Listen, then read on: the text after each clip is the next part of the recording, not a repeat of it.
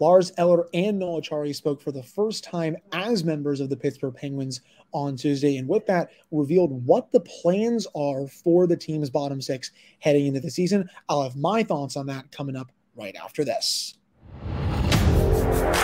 You're Locked On Penguins, your daily podcast on the Pittsburgh Penguins, part of the Locked On Podcast Network, your team every day.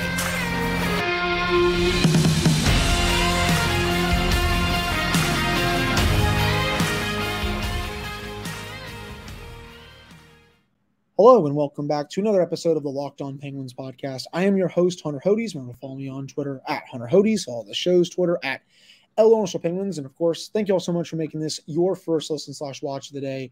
We are free and available on all platforms. Joining me now is Tyler Weeks from Around the 412, a special guest for the Tuesday edition of the Locked On Penguins podcast, someone who has not been on here in quite some time, but I figured he could come on after I had his co-host, Zachary Smith, on about a week and a half ago to recap free agency. But Tyler, really appreciate you coming on this episode of the Locked On Penguins podcast, the final Tuesday daily edition before it goes down to 3 episodes a week next week.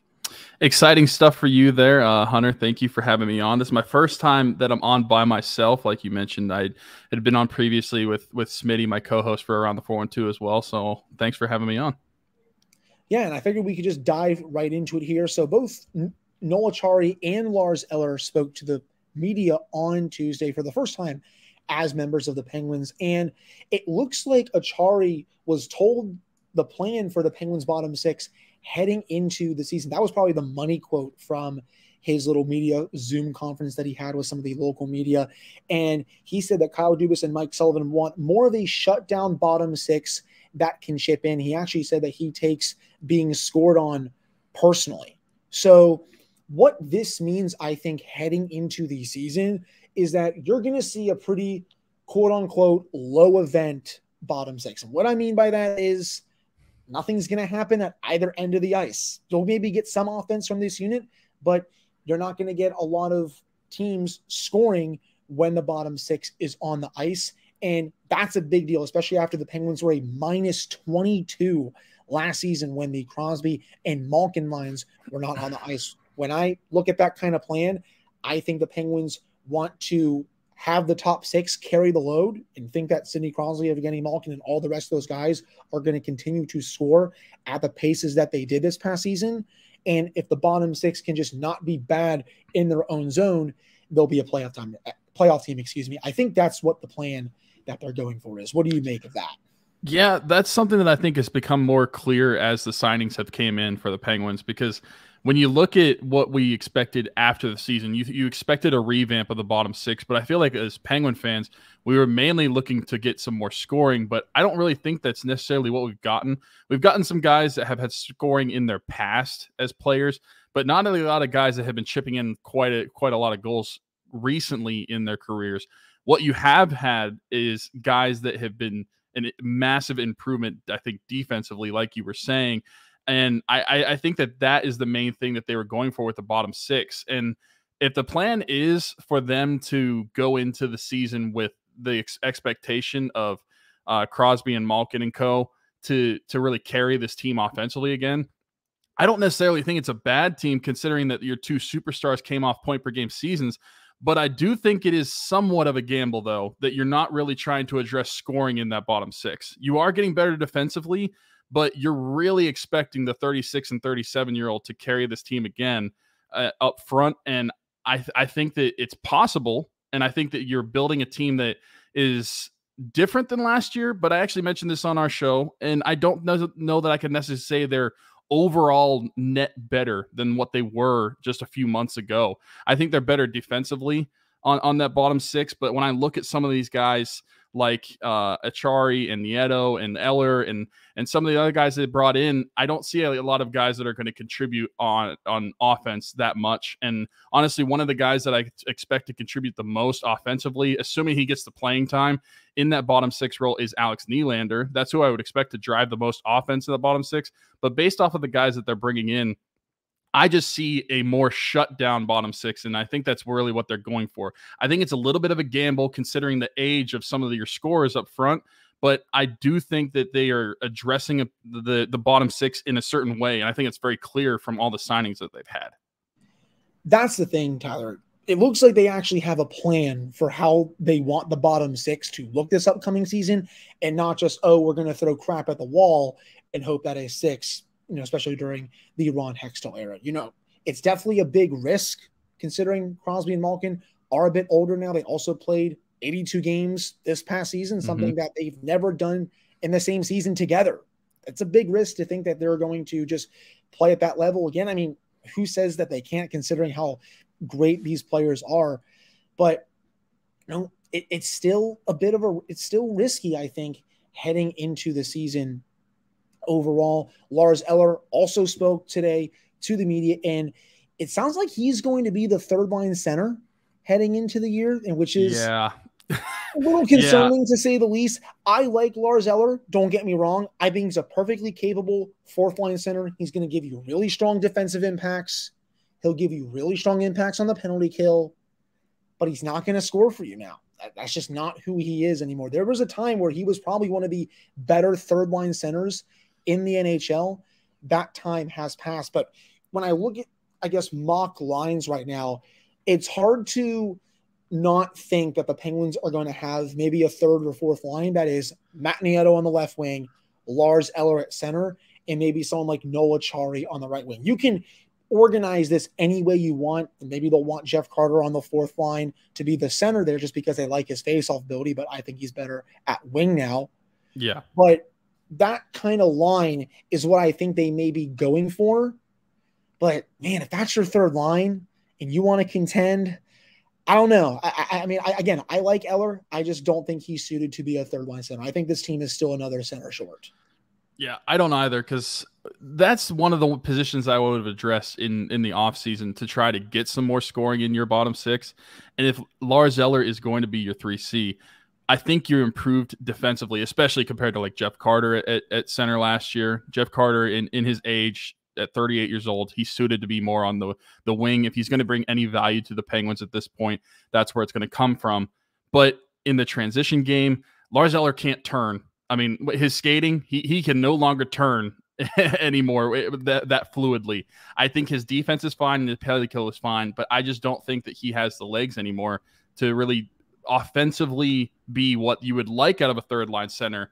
And so if that's going to be the case, that's fine. But that basically cements kind of what we were saying, where you are just really relying on Sid and Gino to provide all of the offense. And your bottom six is basically to shut down everyone else. It's prevent them from scoring and hope that your top guys are able to do so. And of course, get some goals from the bottom six on some nights where the top six really just can't handle the load. But at least score more than what the bottom six did last year, where the bottom two lines only had 49 goals at 5-on-5 when the Sid line and the Gino line were not on the ice. Very concerning, to say the least. As for Eller's skating, Tyler, I think it was a bit better than what I thought it was when I went into some of the tape after the signing. It's not great, but it's not the tire fire I think that I thought it was going into it. But at least we know the plan. I may not fully agree with it heading into the season, but they have a plan, and I think they're going to stick by it. I would still like to see another score down there, but hey, they just signed Vinny Hinostroza. They just signed Andreas Johnsson, two players who have scored at the NHL level throughout their careers. Johnsson has a 20-goal season, also a 13-goal season. Hinostroza has a season where he scored almost 15 goals. I actually was going to get your thoughts on those two signings, Tyler. Do you think that both of those players could be everyday players for the Penguins this upcoming season, or do you think it's going to be someone like an O'Connor or a Nylander in there that can beat out both of those guys? Because I'm really looking forward to that competition. Well, O'Connor's situation is interesting because he's in arbitration right now, and we are getting into the last day of arbitration. So I'm not sure what the whole situation with O'Connor is going to look like. Smitty and I on our show actually discussed whether we think could they potentially be dangling him as a trade piece potentially. But I don't think that the two signings from this past weekend with Vinny Hinostroza and Andreas Johnsson, I don't really think that they're going to be everyday players, because I look at the game totals that they've had last season, and they weren't even everyday players last season. I look at this as it's depth assurance for your bottom six, and it is Wilkes-Barre guys, if you're over the cap, which is what I look like now, because right now they're $2.3 million over the cap, which when I saw these signings, I was like, okay, we're just going for it. The cap doesn't exist to Kyle Dubas, and we're just going to keep signing these players. But you look at what they're making, it's like $775,000 and $800,000. That's easily variable in Wilkes-Barre. It's not like you have to eat that money. So I think that it's depth scoring or depth guys for your bottom six. I don't necessarily think they're everyday players, though. I think that the players that you signed more around the free agency window when it opened, like Acciari and Nieto and Eller, all those guys, those are going to be your more everyday players. This is just more depth moves. Well, we're going to find out one way or another when training camp rolls around in mid to late September. I don't know. I might be higher on Janssen than some. I think he's a very underrated playmaker. When I was diving into his film over the weekend, he threads the needle beautifully on the ice when he has the puck. So I'm excited about him heading into the season. And I'm just excited about these changes as a whole. Even though this unit may not score that much, I still expect it to score a bit more than the unit last season. And I don't think they're going to allow a lot of goals in the defensive zone. That wraps up this first segment. Coming up in the second segment, what is the Penguins' backup plan if Erik Karlsson goes to the Hurricanes, or if a mystery team comes out of the woodwork? We're going to dive into that with Tyler in the second segment. But before we get to that, take your first swing at betting MLB on FanDuel and get 10 times your first bet amount in bonus bets up to $200. That's right. Just bet $20 and you'll land $200 in bonus bets, win or lose. That's $200 you can spend betting everything from the money line to the over-under to who you think is going to get the first home run in a game. And it's all an app that's safe, secure, and super easy to use. So sign up today and visit FanDuel.com/lockedon to get up to $200 in bonus bets. That's FanDuel.com/lockedon. FanDuel, the official partner of Major League Baseball and Locked On. All right, we're back in this episode of the Locked On Penguins podcast. I am Hunter Hodes. That is Tyler Weeks from Around the 412. So this Erik Karlsson situation, I hate that I have to keep discussing it because no one wants to do anything about it. And trust me, I know it's still, no one knows what's really going on. There's a lot of reports out there saying, oh, he prefers the Penguins. Maybe he prefers the Hurricanes, blah, blah, blah, blah, blah. I kind of think this is just a game of who blinks first. That's how I see it, Tyler. Someone's going to have to blink, and then this show, I think, is really going to get rolling.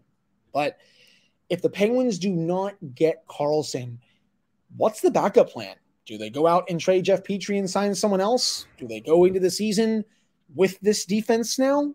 Do they sign a third-line center and say, screw the defense, we're going to continue to add to the forward group? What do you think is the backup plan? I don't think that they can go into the season as the roster sits and expect that to be okay. Like I mentioned last segment, I view this team as it is constructed right now, where there's not necessarily a net positive based off of where they ended the season last season. I think it's different, and they're different in different areas, but I think that it's not necessarily a better constructed team overall, and it's not a team that I think is going to be pushing for a playoff spot right now. I still think as it sits, you are going to be fighting for that last playoff spot in the wild card, similar to they were last year. And I think that, and I'll just touch on Erik Karlsson myself, I am all for an Erik Karlsson trade. And the reason being is because when you look at the way the bottom six is set up, like we were talking about, you were set up to shut down other teams offensively, but you're not really set up to provide a lot of scoring yourself. So what is a way to contradict that? You can sign a player like, or trade for a player like Erik Karlsson and open up the scoring on the blue line more, and that completely diminishes what problems you have with the bottom six scoring if you bring in a guy like Erik Karlsson. As the Penguins sit right now, though, you're still exposed. The player that we thought we were getting more offense from on the blue line is Jeff Petry. That didn't really happen in 2022. So you have to look to improve off of that. I do think, in my opinion, they should trade for Erik Karlsson, and I would look at moving Petry out in that deal just to bring him in and have a replacement there, because that replaces offensively what you were lacking in the bottom six. Now, as far as replacement goes, if the Erik Karlsson trade doesn't work out, I still think they need to do something for the reasons I mentioned. I don't really know what players out there, because I feel like everybody in the Penguins fandom and is so focused on Erik Karlsson now. It's like all or nothing. If it's Karlsson or bust at this point. So that's honestly where I'm at too. I can't think of a specific player that I would want outside of him, but if they don't get Erik Karlsson, I do think that you need to add some scoring, whether that is to the blue line or the bottom six. I think that you have to. I don't think you can rely on the top six to carry yourself like they did the entire season and improve at least one of the two areas in the scoring department, whether that's defensively or bottom six. So they have to do something.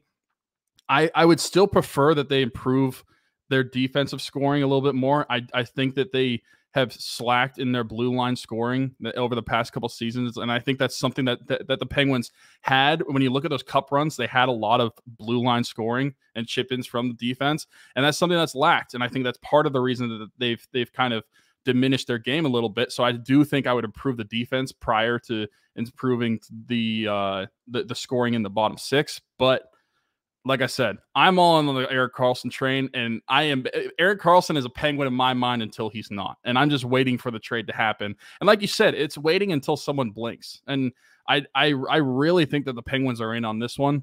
I think it improves his team greatly. I think this is also an opportunity to get some money out, because you're expecting the Sharks have to retain money. There's no way that, and they're probably going to bring in another team to even potentially retain more money. And so it's going to be a 3-team trade. But I think this is a great opportunity to get some contracts you don't want, like Petry and potentially even like a Granlund, if you could potentially match him up in the trade as well to get him out as well. But I think it's going to be really interesting to see how this one unfolds, because eventually I don't think you can get closer and closer to the season and wait for this to happen. I think this is going to happen sooner than later. It's going to have to. I really think so. And for me, in terms of a backup plan, Tyler, I've seen people ask me, well, Hunter, what do you think of Matt Dumba? He's still out there. He's been linked to Arizona a little bit, still below 30 years old, 28, coming off a contract where he made $6 million this past season with the Wild, but his underlyings have kind of just gone downhill a little bit. He's a player who only had, when he was on the ice, the Wild only had 48% of the shot attempts, 49% of the scoring chances, 49% of the expected goal share, 49% of the high danger chances. If you go to transition wise, he's decent when it comes to carrying the puck into the offensive zone, ranked in the 57th percentile this past season.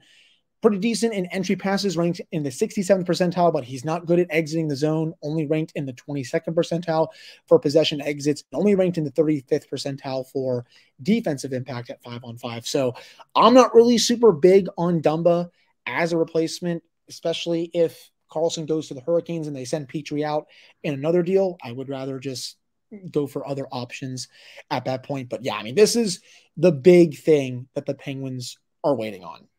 Erik Karlsson, it's a standoff. That's what this is. The Sharks are waiting for one of these two teams to blow them away with an offer. And if both teams don't, they're going to probably have to circle back and be like, okay, which one do we like the most? Because again, the Sharks have no leverage here. They never have. Karlsson controls where he goes. He has a no movement clause. And he already has said, he would go to Pittsburgh or Carolina. When the player has all the leverage, the team is not going to get a lot in return. I have seen some wild trade packages out there. I think people on Penguins Twitter, other places have said, oh, they could be giving up 2 first-round picks. In what world are the Penguins giving up 2 first-round picks to a team that has no leverage? And I saw Owen Pickering was in that package. Yeah, I believe the package that you're talking about, we brought it up on our show too, it was a 3-team trade. And it didn't mention the other team, but it was Mikael Granlund, Jeff Petry, POJ, 2 first, and Owen Pickering. And the Penguins only got Erik Karlsson back. Yeah, that's just not going to happen. I don't know where that came from, but Erik Karlsson, he's probably worth that. Don't get me wrong. He just had 101 points this past season. But the Sharks have no leverage here. They are not going to be getting that much in return. I think when people see this trade go through, they're going to be blown away by how little the Sharks got in return. But again, in terms of a backup plan, if the Penguins don't really get Karlsson, Dumba, again, I'm not really a big fan. I think they honestly may have to go into the season with Petry there, and that's something that I don't think is good. I mean, maybe you can bank on him having a little bit of a better season, but Where is the offense coming from on that blue line? Chris Letang, obviously. Yeah. Ryan Graves will bring you something in the offensive zone. Marcus Pettersson had a decent year offensively, but he's known for his defense. Outside of that, though, no one else on that back end is going to bring you offense. Honestly, I would go as far as to say that 95% of the offense that the Penguins had from the back end this past season was Chris Letang. I'll throw P.O. Joseph in there a little bit if he's still on the team and not in this Karlsson deal if that goes through. He actually had a pretty decent year offensively for the Penguins. It's his defensive work that I think could use a little bit of polishing, but still, they're not getting enough offense from their back end, and man, a Karlsson trade would fix that in a heartbeat. Also, I don't think I've discussed this on the show either, Tyler. It would make the end of the Crosby, Malkin, Letang era so much more fun. I don't think it's a bad thing to say, or it's a hot take, excuse me, that Penguins have been kind of boring to watch over the past couple of seasons, even though Crosby, Malkin, and Letang and Jake and some of these other guys have been doing their thing, the team has been kind of boring, and Erik Karlsson would make them not boring in the slightest. Yeah, I agree totally. I mean, there were times last season it felt more like a chore than a leisure to watch the Penguins. It felt like I have to watch them just so I know what's going on, and that was it, especially during some of those losing streaks that they had. So yeah, absolutely. I think Erik Karlsson would immediately light a spark in the fan base to draw more interest to the Penguins and make it definitely a more fun watch night in and night out.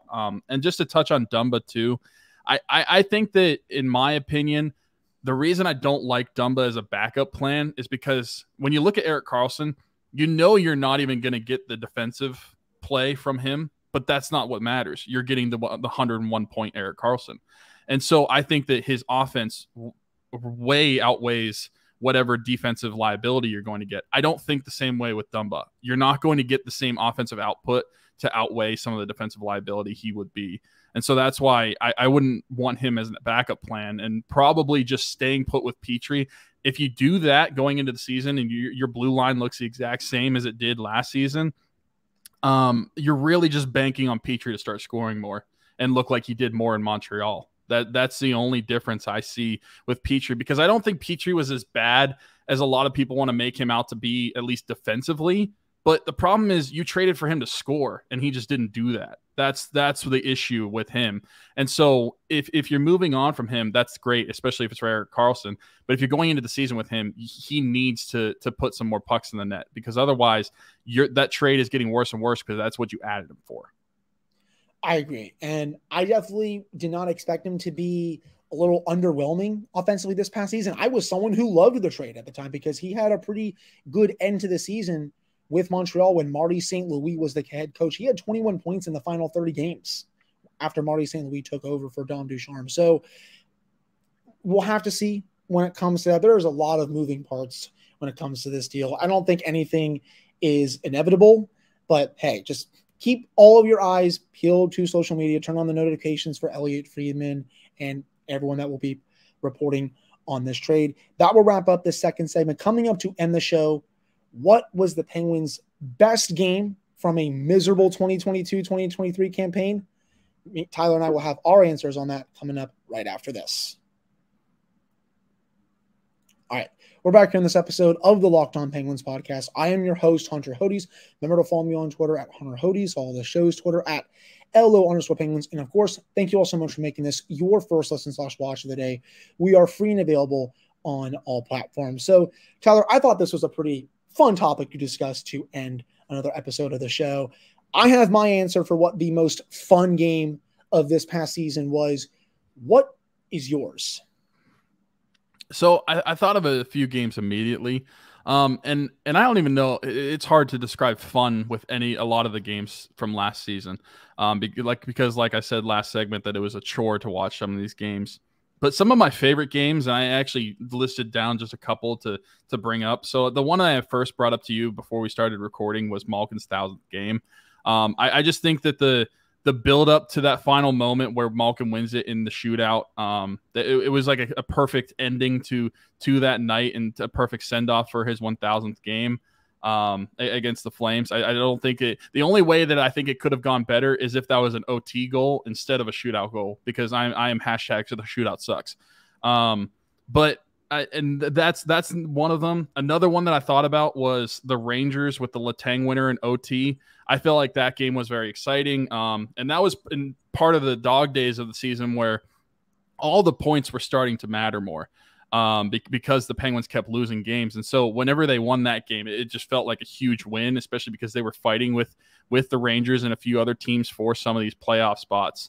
So that was an exciting game for me. And then the last one, and the reason I thought of this one too, was because it felt eerily familiar to 2016 in the playoffs. I don't know if you remember that Penguins Capitals game where the Penguins were winning, I believe 3-0 or 2-0. Or no, it was 3-0.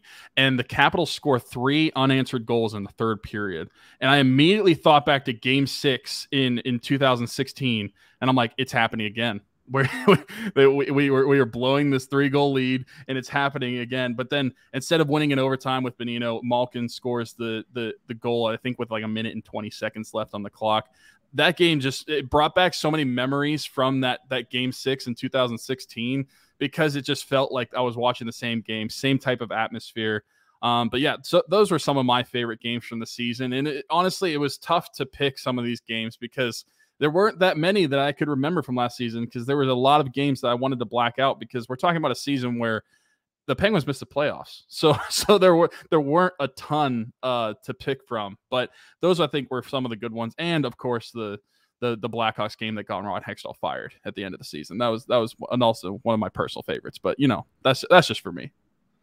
That's the one I think everyone will remember just as a turning point, honestly, in the franchise's history, if I'm being completely honest. Yeah. But my favorite game from this past season, January 24th, 2023, I was in the building for that crazy Penguins-Panthers game, back and forth affair, 7-6 overtime winner from Chris Letang.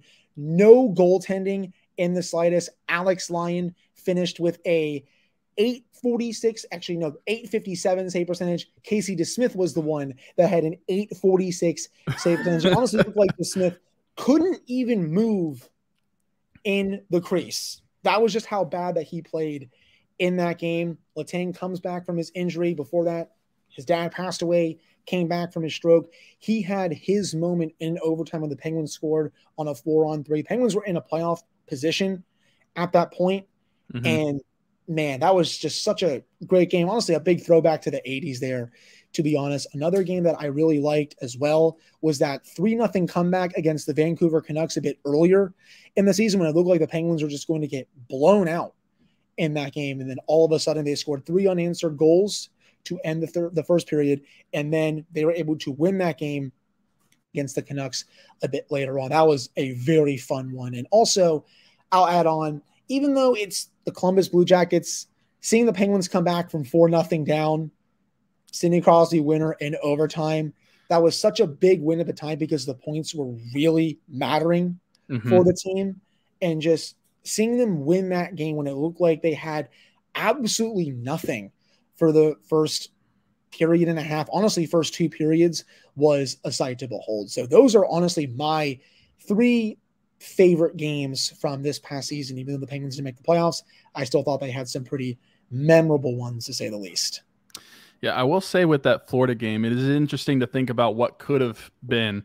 Whenever you think, I mean, that game was very competitive, and I personally don't believe the Penguins would have done anything in the playoffs if they would have made it. But then you had Florida going to the Stanley Cup final, and you look at how competitive the Penguins were with Florida.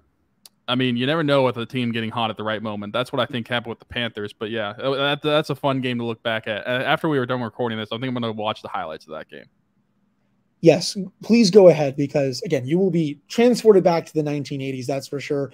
The game they beat the Rangers in overtime, it was right after Alex Nylander almost won it in overtime, and Yaroslav Halak just slammed his stick coming off the ice. The Penguins won that game in overtime off of a Chris Letang power play goal as well. So it was another fun game as well. But even though this was a miserable season, there were still at least a few really fun games where it's like, okay, this team is still at times fun to watch, even though they missed the playoffs. But Tyler, I think that will do it for this episode of the Locked On Penguins podcast. I really appreciate you coming on to share your insights on these topics. Now, where can everyone find you on social media and the show? Well, you can follow me at Weiler_Teeks33. A little bit of a weird username, but it's underneath my my name if you're watching on YouTube as well. And then the main one that you need to go follow is Around the 412. That's my show that I do with my co-host Smitty, Zachary Smith. You can find us on Instagram, Twitter, TikTok, YouTube, at Around the 412 everywhere. Yeah, so go listen to their show. They do a tremendous job covering all three of Pittsburgh sports teams, including the Pirates, who stink right now.